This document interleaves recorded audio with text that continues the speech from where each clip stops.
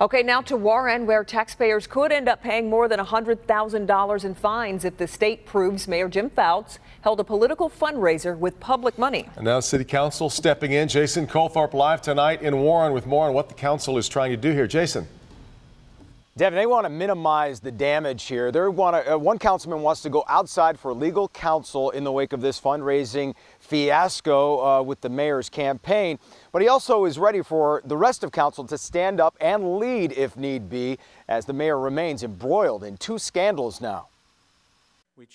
The city of Warren needs a good lawyer. It all stems from Mayor Fouts' State of the City last January, which doubled as a fundraiser for his political action committee. We want the independent counsel to do the investigation. We want them to report to the state, and then we want them to report back to us, as well as generating a report too that we can turn over to the public. Tickets were sold for $40 and $50. There were big-time sponsors, and advertising for the event went out on city water bills. It was reported to the state as a clear violation of campaign finance laws. Now, Councilman Keith Sadowski wants to make sure taxpayers aren't on the hook for big fines. Each infraction can be $20,000, and she's asking for 13 different questions, and I mean, so you multiply that, you're into the hundreds of thousands of dollars. As for the other scandal, tapes of Mayor Fouts allegedly on tape making racist and reprehensible comments, he said on Facebook today, quote, "Since December, my life has been a nightmare."